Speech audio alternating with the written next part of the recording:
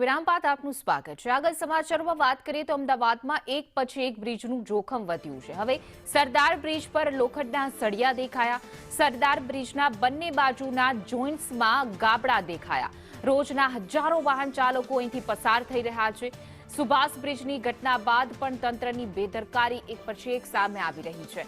તંત્ર સરદાર બ્રિજની હાલત જોઈને પણ ચૂપ છે।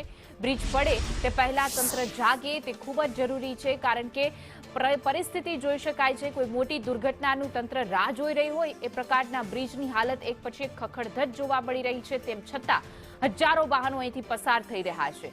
તંત્ર સરદાર બ્રિજની હાલત જોઈ પણ હજુ ચૂપ છે અને ક્યારે કાર્યવાહી કરશે એ જોવાનું છે।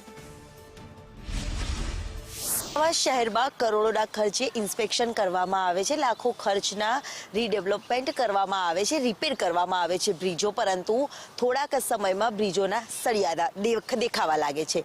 સુભાષ બ્રિજ ખાતે તાજેતરનો જ આ તિરાડ પડ્યાનો મુદ્દો હાલ ચર્ચામાં આવી રહ્યો છે, જ્યારે અન્ય જે બ્રિજો આવેલા છે ત્યાં પણ આ તમામ પ્રકારની ટીમો દ્વારા નિરીક્ષણ કરવામાં આવ્યું હતું અને એક તારણ કાઢવામાં આવ્યું હતું અને તે જ મુજબના કરોડોના ખર્ચે કદાચ આ બ્રિજો રિપેર કરવામાં આવ્યા। સરદાર બ્રિજની અત્યારે હાલ પરિસ્થિતિ જોવા જઈએ તો ગણતરીના કદાચ મહિનાઓ જ વીત્યા હશે ને ત્યાં મસ્ત મોટા સળિયા દેખાવા લાગ્યા છે। એપીએમસી પણ અહીંયા આવેલી છે, હજારોની સંખ્યામાં વાહન ચાલકોની અહીંયાથી રોજની અવરજવર છે, ત્યારે આવા જ પ્રકારના બ્રિજોમાં ફરીથી આ સળિયા દેખાવાના કારણે લોકોના જીવ જોખમાય તો કોઈ નવાઈ નથી, જેને લઈને અહીંના જે મુલાકાતીઓ હોય છે તેમાં પણ ભારે રોષ જોવા મળી રહ્યો છે અને કરોડોના ખર્ચ જે બ્રિજો પાછળ કરવામાં આવે છે, પરંતુ બ્રિજોની મજબૂતાઈને લઈને અનેક સવાલો ઊભા થતા હોય છે। આપ અહીંયા ફરવા નીકળો છો, અત્યારે હાલ જે બ્રિજના સળિયા નીકળી આવ્યા છે, કેટલું એક ડર લાગે છે અહીંયાથી પસાર થવામાં લોકો? બેન, સવારના રોજે જ્યારે ચાલવા આવું ત્યારે ઓફિસનો પીક પીરિયડ હોય છે, ત્યારે મોસ્ટલી અહીંયા આગળ આખો અડધો બ્રિજ સુધી ટ્રાફિક ભરેલો હોય છે। જે પણ દિવસે કંઈ પણ અકસ્માત થયો તો એટલીસ્ટ મારા હિસાબે 1000 લોકોની જાન જોખમમાં આવી શકે છે, તો પણ સરકાર પૂરતા પગલાં લેતી નથી। સુભાષ બ્રિજ અને એના સિવાયના ઘણા બ્રિજો બંધ પડ્યા છે, જેને લીધે ઘણી પબ્લિક રોષે ભરાઈ છે, પણ પબ્લિક બી જવાબ આપતી નથી। ખબર નહીં સરકાર સામે બધા મૂંગા કેમ છે।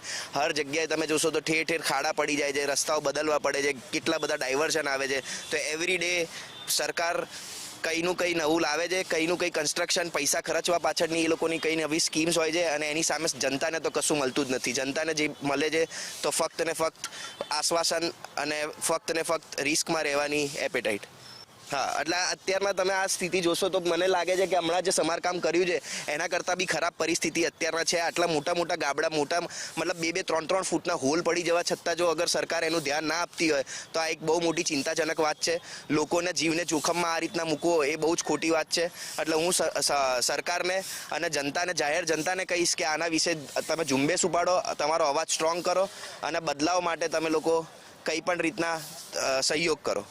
એટલે લોકોએ જે હાલાકીનો સામનો કરવો પડે છે, ત્યારે ફરી એક વખત સરદાર બ્રિજ પર સળિયા દેખાતા લોકોમાં પણ ભારે રોષ જોવા મળી રહ્યો છે। કેમેરામેન પુખરાજ શર્મા સાથે દિવ્યા ચૌહાણ, સંદેશ ન્યૂઝ, અમદાવાદ।